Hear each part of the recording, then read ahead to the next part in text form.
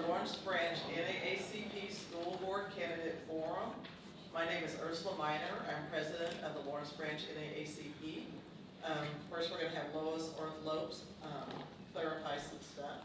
So I just wanted to explain who this forum is for. There's a lot of confusion about the school board race because we had resignations and unfilled, we had interim school board members. So in reality, what we have today are the candidates for the one primary position, which is to finish a 2-year term that had originally been filled by Andy Nussbaum, who resigned, and then G.R. Gordon Ross was appointed through the process that is what's mandated for the school board to fill it up to the next election, which is now. So these candidates are running for that primary. The other school board candidates are not up here because there was not a required primary for their race.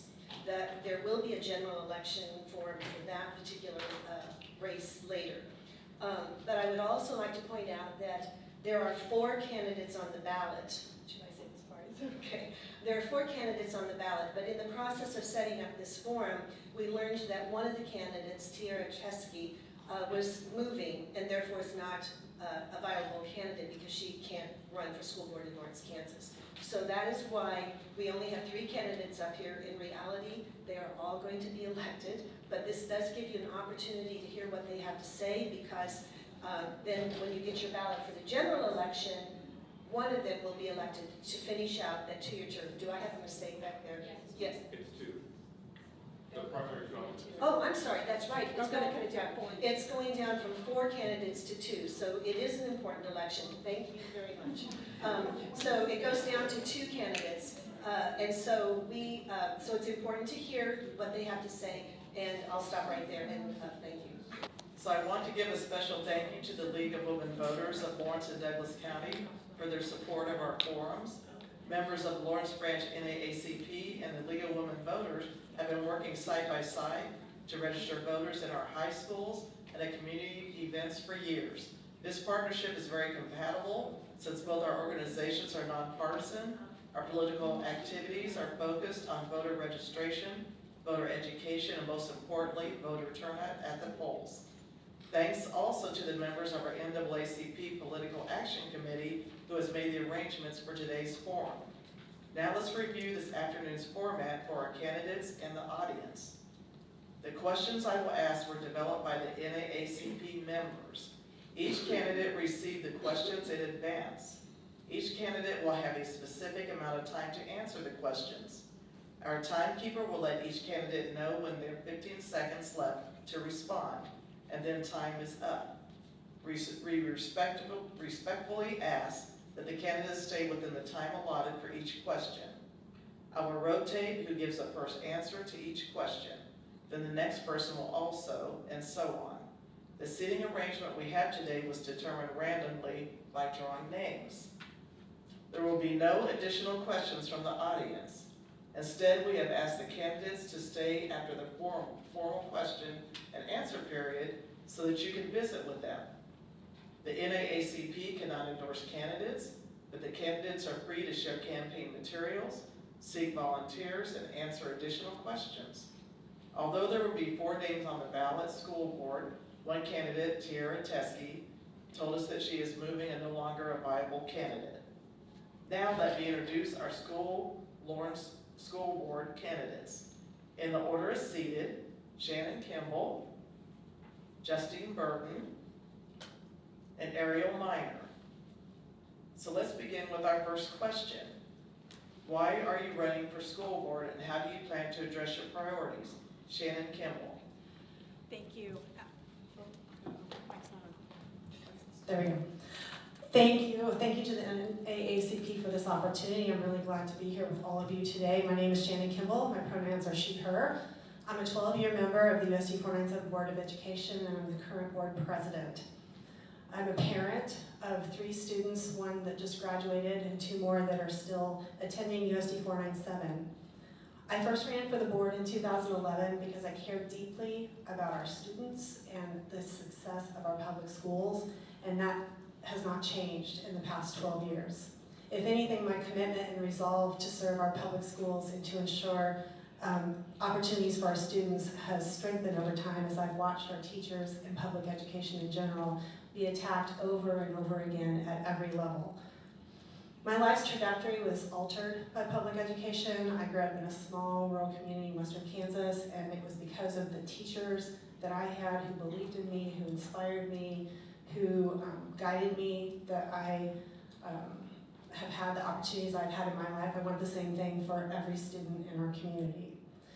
I am very invested in this community and in our public schools, and I know Amber Sellers, talked about experiences and everything, but I think that my experience as a board member and the work that I have done is an example of my work in action in support of our students.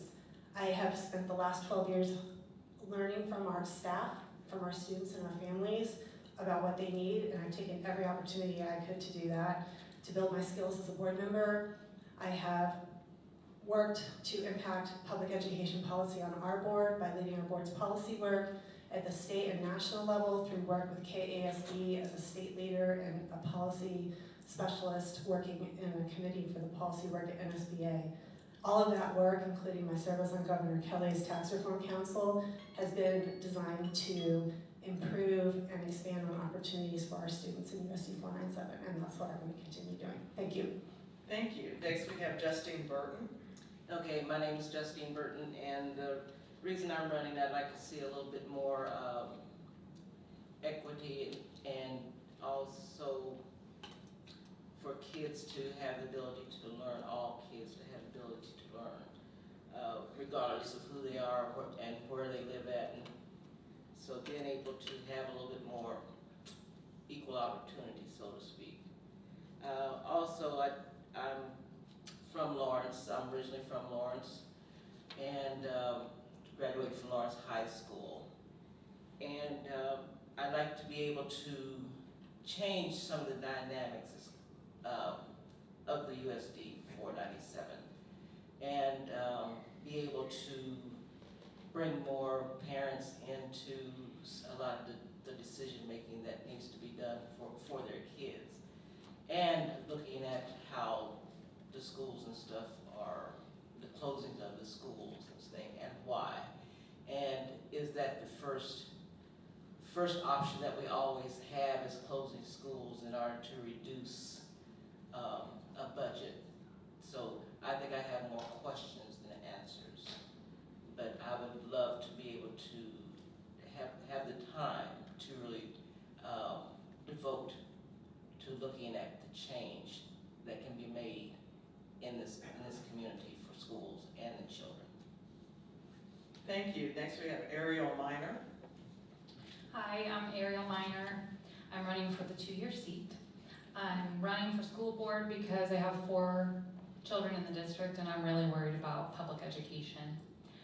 Last year I was a substitute teacher in elementary, middle, and high school classes, and I saw firsthand what it's like to be in a classroom with 25 or 30 children, all with competing needs. This inside look helped me to see how incredibly difficult the job is and what the challenges are and how leadership decisions impact the classroom. I think that kids are our future, and I think we need to do better for them in this district. Poverty, systemic racism, poor funding of our schools, inadequate health care, income inequality, unaffordable housing, these are the reasons our students and families and society struggles. The solution to this is equity, regardless of where you are born, socioeconomic status, ethnicity. All children should have access to a high-quality education. They deserve that.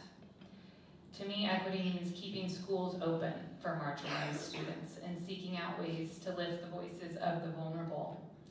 I'm part of a movement of people fighting for fully funded schools in Kansas called Kansans United for Public Schools, and we are fighting for fair wages for teachers and staff, which benefits our entire community.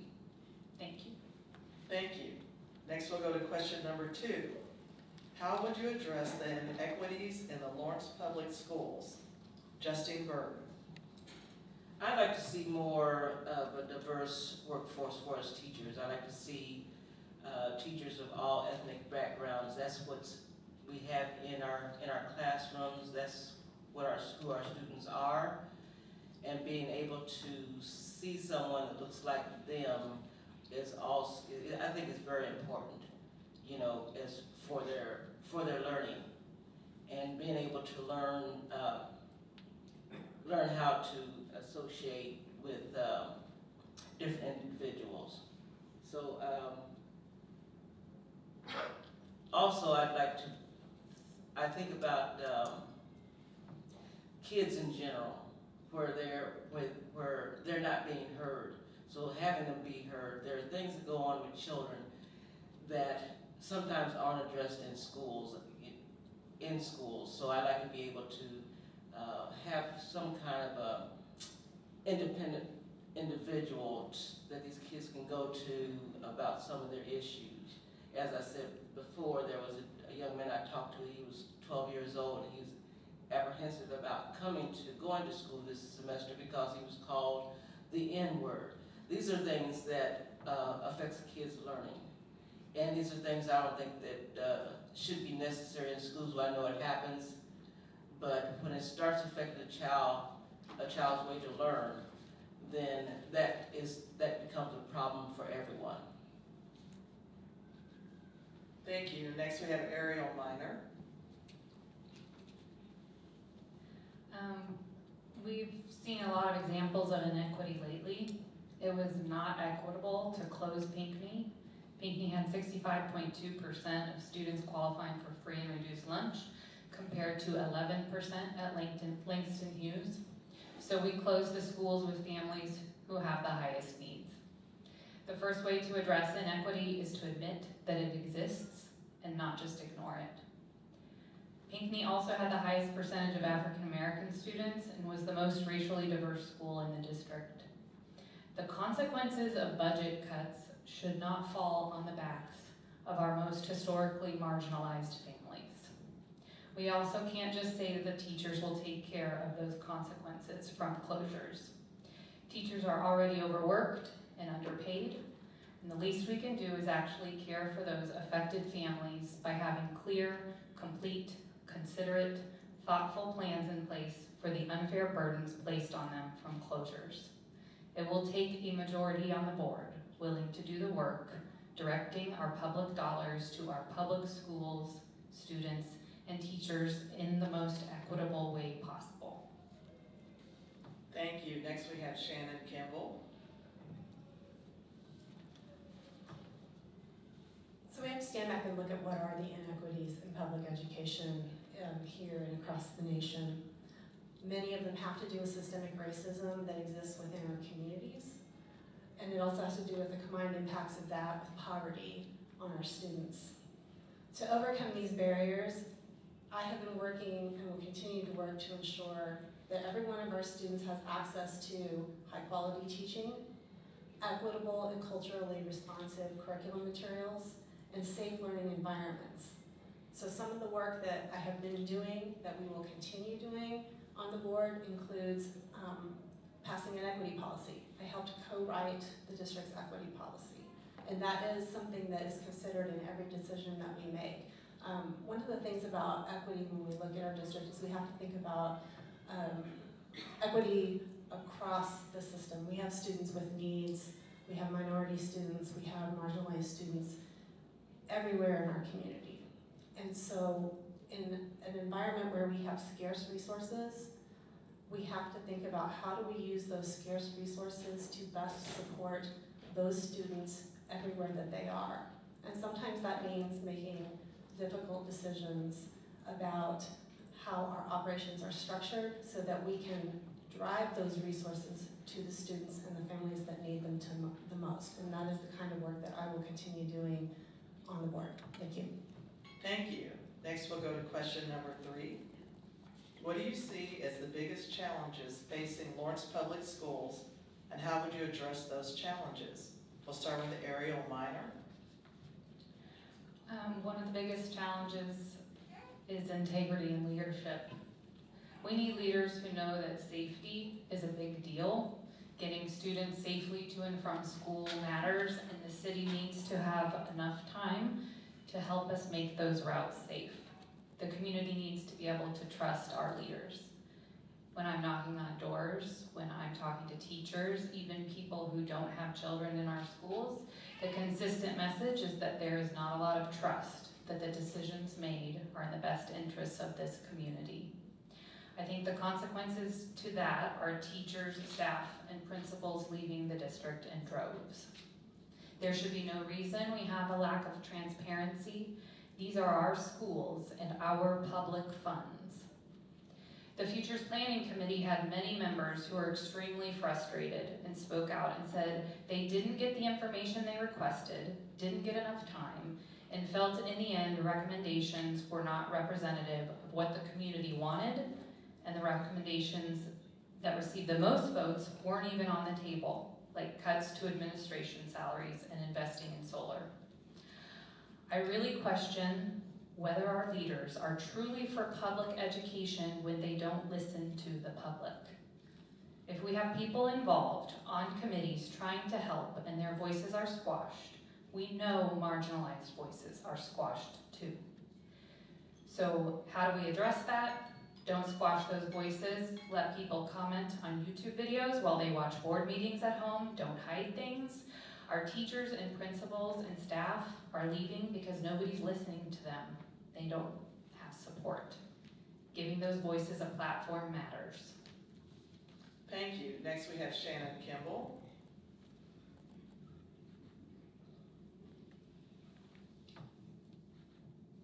There are three big challenges that the district faces and will continue to face going forward. We've been struggling with them for a while, but they will persist. Those are teacher recruitment and retention and making sure that we are paying competitive wages. That's number one. Number two is just generally the resources that we have to do the work that we must do. And number three is our need to continue focusing on closing opportunity gaps for our students. How will I address those? We have made substantial progress this year through the difficult work that the board has done in collaboration with the community, seeking input from numerous places, community committees, people who come to the board, from our staff, from other parts of the community at large, to address the wage issue. And I'm really happy to report that we are going on Monday to consider approving contracts with both of our classified and staff, LEA, our certified staff unions, to give our staff the years on the board, and certainly, as far as I can find out, possibly ever. It's a historic wage increase. And that is really important because our staff has told us, and we have asked them over and over again, that wages are their number one priority in terms of something that they want the board to do to address their needs. Resources, I've spent a lot of time advocating at the state level for full funding of schools as well as special education. Special education is going to be the issue that we are going to have to keep hammering on this next year. The state has a historic budget surplus, and the legislature has refused to fully fund special education. That's a tragedy. Thank you. Thank you. Next we have Justine Burton. Okay, I look at wages as well as far as a challenge, and a $3 increase in pay to me is not historic. As I said, the people like your staff and your teachers, those are the ones that make administrators look good, and they're the ones that's doing all the work. You know, they're the ones that make sure that the sidewalks are clean, the floors are clean in the schools, trash is getting empty. They are the ones that come first and leave last. Sometimes they have to neglect their own families because they have to be in the schools for some reason or other. But teacher shortages as well is one thing. One thing also to look at is safety in schools. The way things are nowadays, how safe are the schools of Lawrence? What do we have in place if God forbid something would happen here? You know, are they on top of this? These are things that mothers need to know, the community needs to know, so everybody knows how to react to things like that. And also, how some are taking away the main things like music, art, and stuff from kids, which creates for kids a foundation. So these are some things that I think we should not, I'm concerned about. Thank you very much. Question number 4. How do you respond to the community's concerns that the recent closing of neighborhood schools reflects systemic racism? We'll start with Shannon Kimball.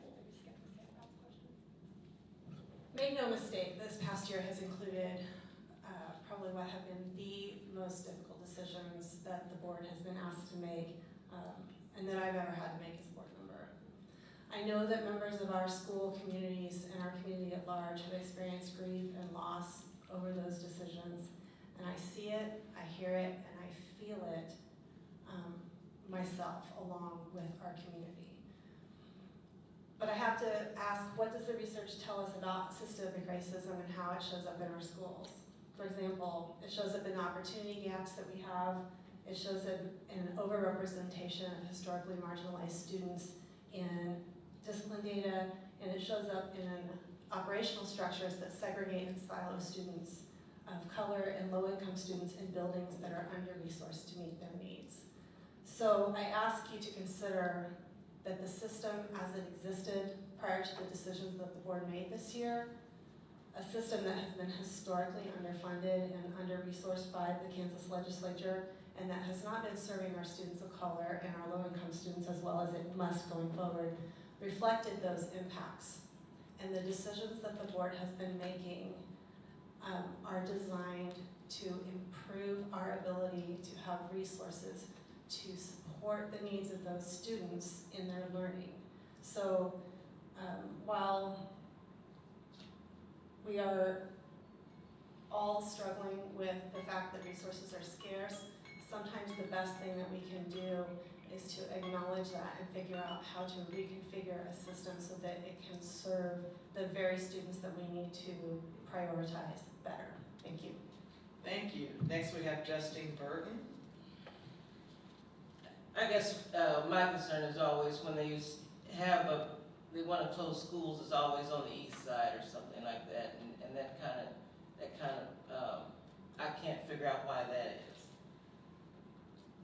And I think that's something that need to be looked at. And I think that's where that I see maybe the systemic racism comes from, is from closing those schools. And I know maybe some schools have to be closed, but I think it should be looked at more in line with what's going on as far as the community. I think also that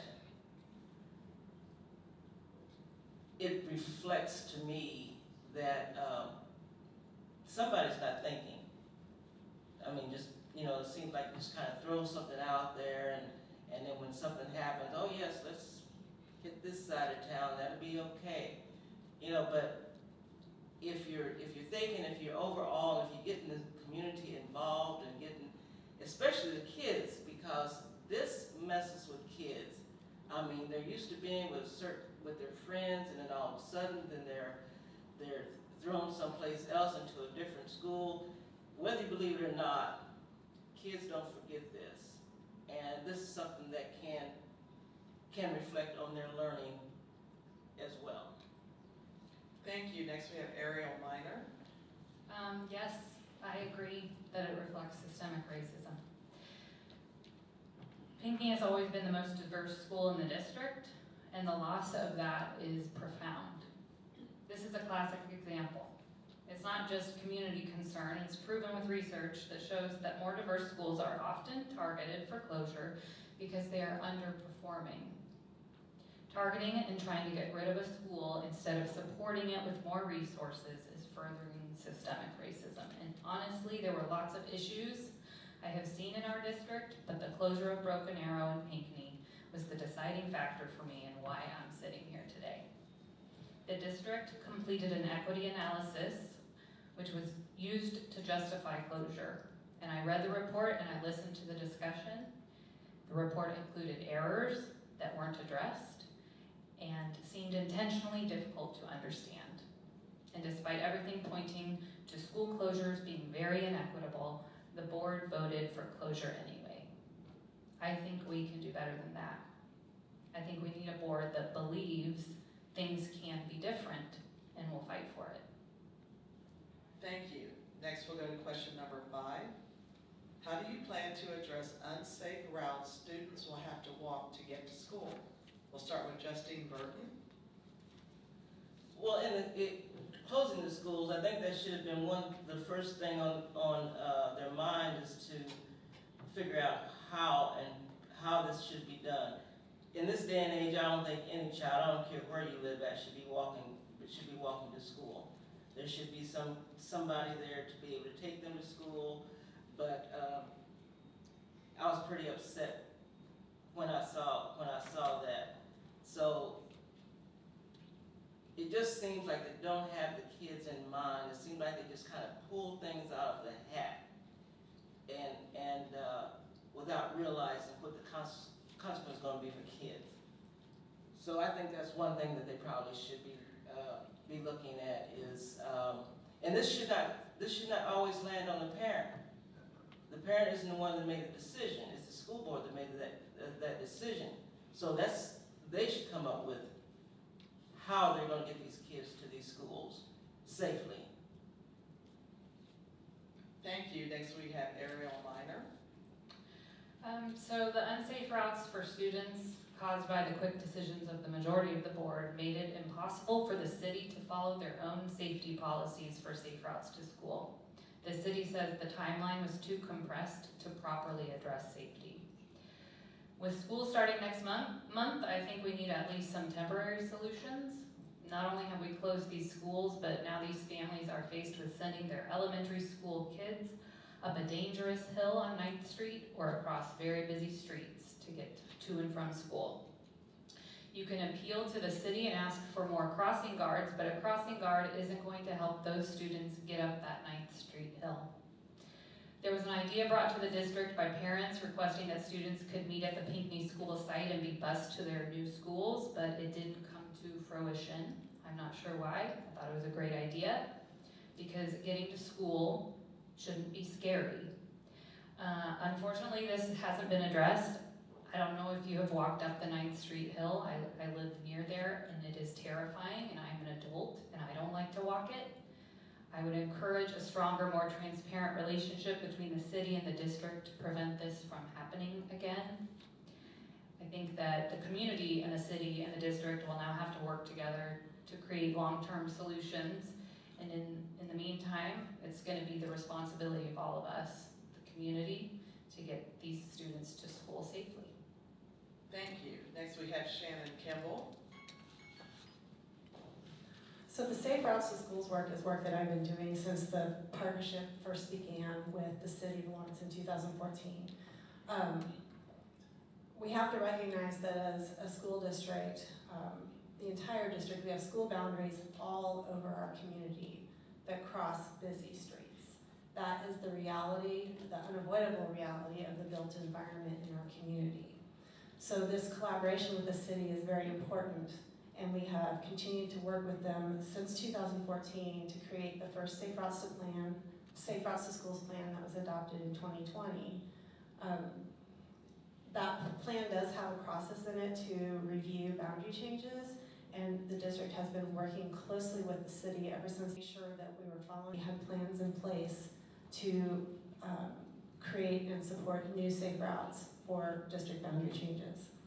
I will continue to support this collaboration as well as efforts by our staff in USC 497 to identify areas where we can provide additional support where it's needed, such as providing a bus, as we are going to do to students who are going from the neighborhood behind Pinckney to Deerfield next year. They will be bused so they don't have to cross McDonald Drive. It's important to understand that the state only funds the school district to transport students on a bus if they live more than 2.5 miles from their assigned school building. We actually have very few elementary schools in Lawrence that have very many bus routes at all because of that requirement. Thank you. Thank you. We'll go to question number 6. What effect do you see the recent budget cuts having on marginalized students? Ariel Minor.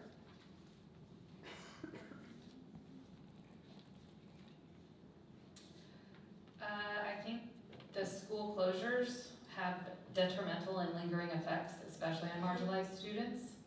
I think a lot of people are suffering right now, and although I think the budget cuts will be felt by everyone in some way, I think our already struggling students will be impacted the most. There's a lot of data about the harmful effects of school closures and the harmful effects of cutting programs like music. These programs are often lifelines for students that may have trouble with traditional success in school. Bigger class sizes means teachers will be taking on more work, and students often fall through the cracks in bigger classes. Our district already struggles with providing adequate special education services. I know families who have had to pull their children from our schools because of that. Our unsafe routes to schools, longer bus rides, additional burdens on marginalized families that have unreliable transportation and logistical difficulties with getting to schools that have different start times. I've heard a mother say she might have to quit her job in Kansas City because she can't figure out how to get her kids to school safely because of the closure of Pinckney. I think the changes and the instability after the pandemic can't be downplayed. Our teenagers especially are struggling with mental health, and I think we need to stabilize this district for overall community health. Thank you. Next we have Shannon Kimball. Thank you. Again, I want to say that I share in the sense of loss that many of you have expressed around these decisions, but I would not have made them as a board member if I did not see the path that these decisions would lead us to be able to better support all of our students, particularly our marginalized students. So let me tell you a couple of reasons why that is where we are headed with these decisions. One, we are going to have greater flexibility in our budget to do things like reduce class size. That's come up a lot. In order to reduce class size, we have to have what we call contingency teacher positions. So teachers that we can place into areas where we have class sizes that have gotten too large so that we can reduce those. We haven't had those in our district for probably the last 5 or 6 years because of a lack of resources. We are bringing those back, and I'm very glad about that. We are not cutting programs. I've heard that said a lot. We do not cut music programs. We do not cut art programs. What we have done is that we are going to assign staff to those programs in a way that matches the student enrollment. That's very important because that means that we are providing those opportunities to students in those areas while also continuing to provide opportunities to students in other areas that are important to those students. So student interest drives our decisions about staff assignment, and that is something that having more flexibility in our resources is going to allow us to do. And finally, wage increases for our staff. Retaining our staff, reducing the number of staff exits that we have, ultimately better serves our most marginalized students by creating stability. Thank you. Thank you. Next we have Justine Burton. Marginalized. I hate that word. I think all students should be able to get the same education regardless of where you are, and I said that before. But for some reason, marginalized just rubs me the wrong way. It just seems like that they're getting less than. Maybe I'm wrong, but that's the way I see it. The budget cuts that affect kids is in their learning. And for me, these kids and all kids should not have to be put in a position not to be able to get the learning that they need, whatever it is that they need. I don't think that when you have budget cuts that always should go toward the activities of kids. These kids, that's what these kids need. So I think as far as doing budgets and with students, I think you should be addressing the kids as a priority instead of having your budget as a priority, because that's what we're here for, is for the kids, and those are special. They are special. Thank you. We're going to question number 7. What would you like to say in closing? We will start with Shannon Kimball. Thank you for the opportunity to share with you today. I want to leave you with some thoughts about things that I am proud that I have been a part of and that our district is doing for kids in our community. My work in leadership on the USD 497 Board of Education has resulted in what are about to be approved as historic wage increases for our staff. Our graduation rate is at its highest level in the past decade. We have a project that is going to close the digital divide and provide internet access to students in their homes on a network that we can provide for free, and it's going to save the district millions of dollars over the next 5 years. We've adopted our first 5-year strategic plan. We've protected students and supported our staff, particularly students and staff who are queer and trans, by policy changes to protect them in our schools. We have created the College and Career Center, and we have won a national award for the College and Career Academy program, which supports some of our struggling high school students and getting them to graduation. We will reduce our energy costs when we approve our very first solar project in the district. We have created Kansas's first public Montessori school to provide that educational opportunity for free to students who would otherwise not be able to afford it. We've done work to ensure that our drinking water in all of our buildings across the district is safe and lead-free.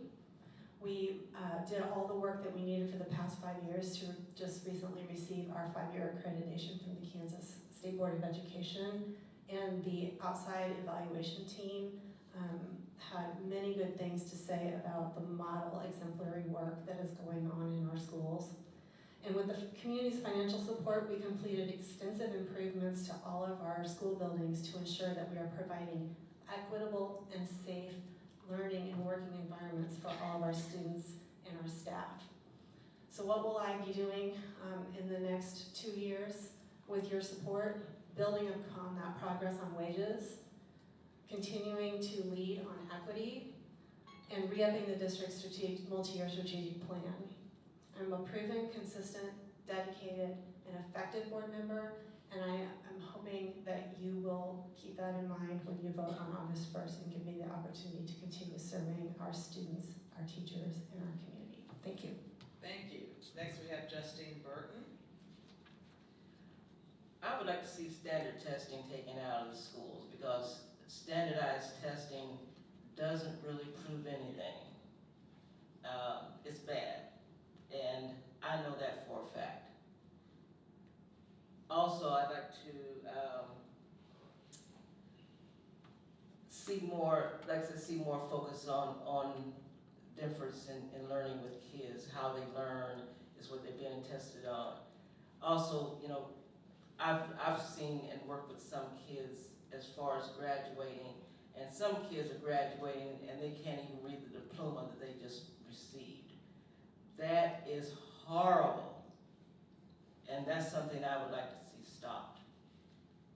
I don't know why it's happening, and I know, like I said, sometimes you get big classrooms that maybe you can't, but there should be a focus some way that when these kids leave school, they can read, because they have to go out, they have to get jobs or do whatever. But I think it's a travesty the way some things are being conducted and done in the school district, and it's a travesty for these children that they are the ones in all of this that is getting the back end. And that's all I got to say. Thank you. Next we have Ariel Minor. I just wanted to say I appreciated these questions and the chance to speak. Public education connects all of us probably more than any other social institution, and I think that's a good thing. I know it's complicated and challenging to balance budgets and account for all the moving parts in a school district, but if we don't emphasize caring for the most vulnerable, our children, I don't think anything else matters, because we are humans first. I think it's become even more clear with the recent Supreme Court decisions on affirmative action, book banning, attacks on trans and LGBTQ rights, gun violence, and police in our schools, that we need to stand up for what's right. I take that seriously as a privileged white woman. I can work to dismantle those systems that are unfair and unjust, or be a part of them, and I certainly do not want to be a part of them. I watch my son, who is multiracial, experience racism. I see the disparities, and I know we have work to do. He's a big part of why I'm here and why I'm fighting for fully funded public education.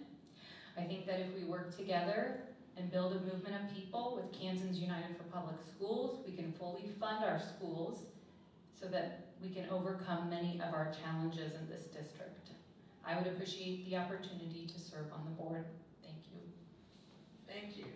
I would like to thank all the candidates for participating in our forum today. Shannon Kimball, Justine Burton,